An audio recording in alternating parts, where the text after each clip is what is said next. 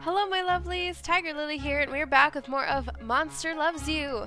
And we are fully an adult right now, and our respect amongst the other adults has risen quite a bit. We're almost at 30%. Not quite there, we're 1% down. But we still have 7 days of adulthood, so we've got some exploring to do and some politics to do. So, let's do some politics first. Choose my adventure. Let's do that one. I don't know what that's going to be. Monsters are gathering around the skull pole. They invite you to dance with them. Skull pole? Few monsters die without dissolving themselves in the communal spawning pit. Other monsters save the heads of the deceased and hang them on the skull pole, and the skin and flesh turn slime and eventually leaving only bone. Ah. Dance. The only problem is you've never done the skull dance and now everyone is watching you.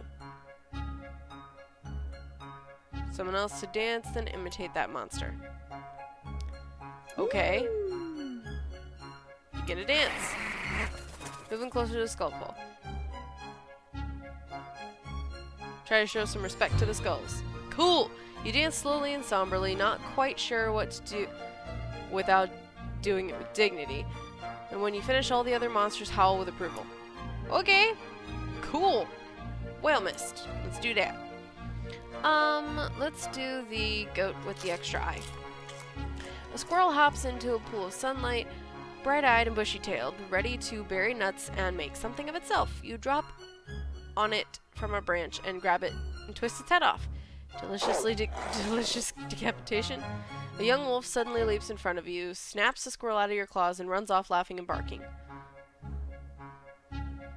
Chase the wolf into the bushes.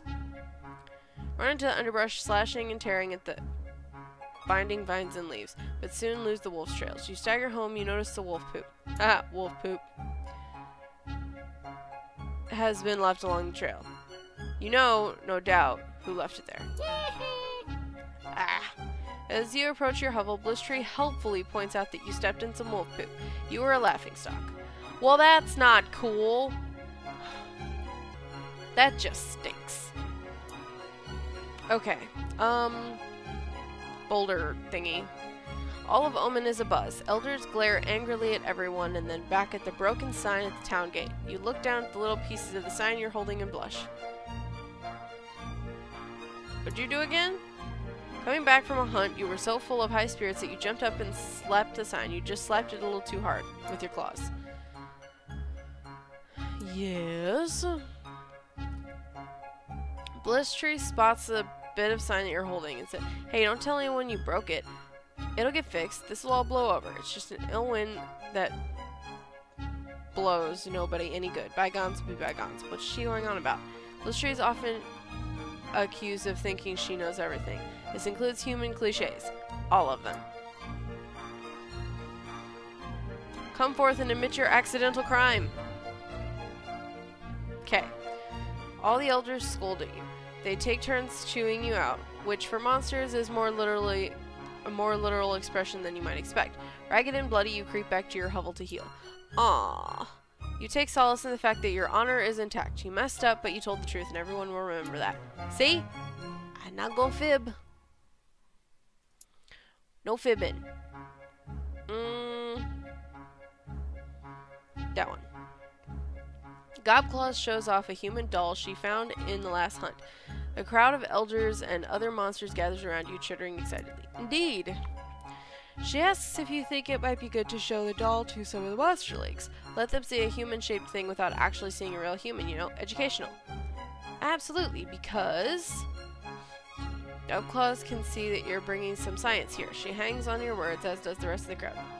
You should know what human looks like, so they don't freeze the first time they see a real one. Clever. We want the young ones to avoid humans, but not be so frightened they do anything foolish. Aha! Gobclaw says you're wiser than me. The rest of the monsters nod half-heartedly, but you can tell they appreciate your insight. Cool. Because we did good. More monster politics. The runny one. The fast sloth. Oxymorons, anyone? The fast sloth is tearing roofs off of hovels. What? Elders and larger adults charge at it, but it beats them back with its deceptively slow arms. Closer look at the action. Attack it. The sloth hardly seems to move, but it slaps you with a set of claws as big as your entire body. When you wake up, the sloth is gone. Other monsters also recovering from the fight. Thank you for helping. Well, I tried. It's not my fault it was gigantic and batted me away. I don't know what this one is. Look over your garden. Garden? Garden! Most hovels have gardens. Many monsters don't care, but some like to show off their herbs, spices, and flowers. How's it looking? There are so many rocks there. Even if you don't feel like planting things, it looks bad. These rocks ought to go. Start digging. All this work is a lot harder than you expected. You're not a natural digger like Molefoot or Shovel. Shovel. Keep at it. You dig. It's hard, but you eventually get better at it. Dig. When you're done, the garden looks much better. All that digging turned over the earth, too. It's probably a good thing. Catch your breath. Cool! The spine doctor, out for a stroll, stops to compliment your work ethic. Not sure what an ethic is, but she always talks like that. Cool! Okay, one more politics, I think. Human.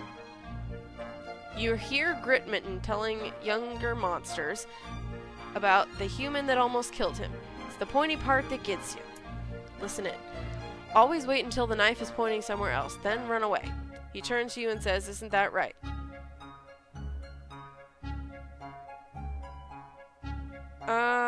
Yes. There we go. You calmly expand on Gritmitten's tale, sharing what you've learned about the frightening blades of humans. The young monsters promise that they will treat such things with respect, even if no one's holding one. Cool. Oh! You're growing old, my friend. Your body is very soft and you drip slime everywhere you go. It's getting hard to leave your hovel. Go see the spine doctor. The doctor tells you that your time is almost up. Soon you'll reach the end of adulthood, and you'll either ascend to elder status or dissolve into slime. What happens to monsters who dissolve? Their bodies melt to the spawning vat, where their memories will nourish the minds of new generation morsels. Okay. Who ascend? Those who ascend become elders and live on to steer the fate of monster kind. Doctors do something to stop the process. There's a treatment that might prevent your dissolution. Learn more about the treatment. Involves an extract taken from the tentacle ferns that grow in the whale mist. I don't want to go look for it. Your hovel, it's about that time. Group of elders is waiting at the door of your hovel. They've seen your drippings. They know it's time for you to dissolve or ascend. Let's go with them. I don't know which one we're going to do. The elders of Omen surround you at the spawning vat. They've built a fire beneath the small cauldron. Your body is squishy and damp. Be tested. Let's try to ascend. The masked elder comes forward. She says it's time to decide. The masked elder claws herself. 3 drops of liquid spatter against the hot bottom of the empty cauldron. Thick vapor rises into the air. Is that blood or slime? Can't be sure. Depends on how much she respects you. Go on. Who has already decided the fate of this monster? Few elders approach the cauldron to add fluid to the collection. The liquid begins to bubble.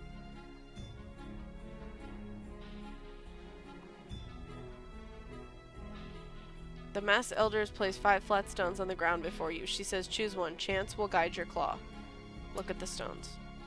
Each stone is stained with old blood and polished by the touch of many a paw. You can't tell one stone from the other. Pick a stone that looks good. We will test your bravery.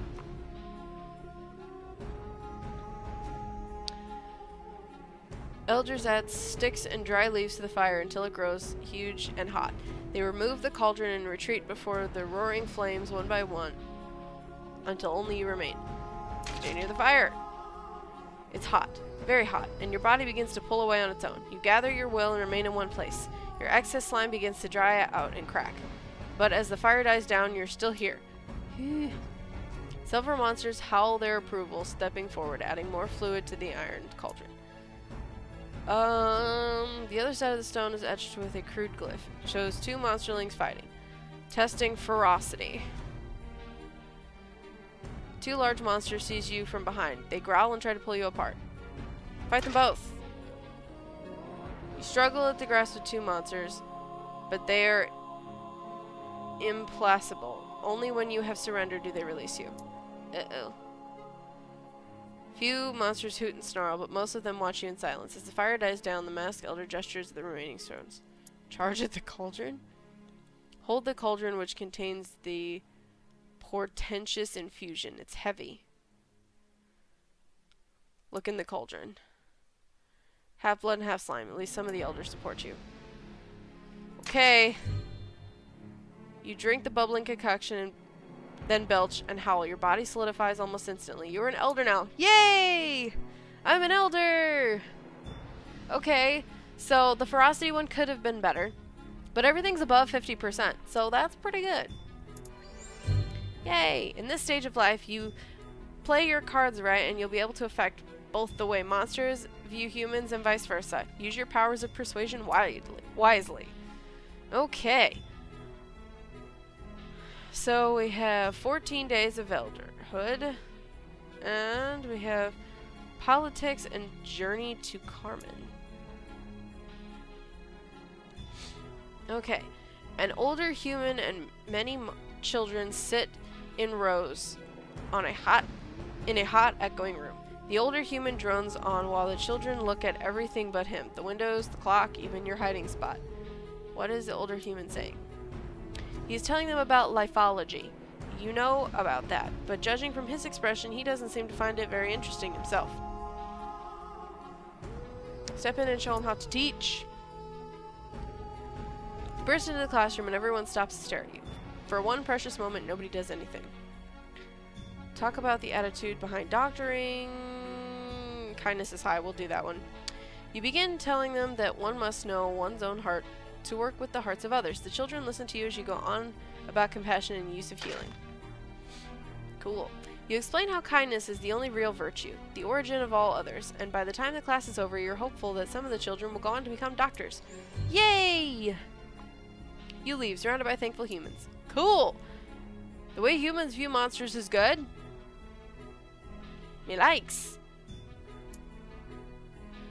Okay. Another one of these. Grit Mitten shouts, "Might makes right." Perfrock replies, "Not always. We should talk more, like humans do." Agree with Proofrock. Debate is powerful. You explain how humans can come to a decision as a group without slashing or biting anyone. The other elders are intrigued by your words. When you start describing voting, they lose interest, but they agree that words hold great power. Cool! Okay, I'm gonna leave this episode here now that we've become an elder monster. And I almost kind of want to play this again just to see if we could do things differently after I'm done, because I think it's going to be coming to an end soon, but I don't know for sure. If you guys think that I should play it again and do things a little differently, let me know down in the comment section below how you would want me to play it a second time through if you do want me to play it again. So, if you guys liked the video, hit the like button down below and subscribe to my channel if you want to see more of Monster Loves You. And if you guys want to see the full playlist for Monster Loves You, that is going to be down below me here on the screen. And if you guys want to get notified when I upload videos, hit the bell button down below so that way the notifications will pop up for you. Okay? That being said, this is TigerLily. Until next time, my lovelies. Bye!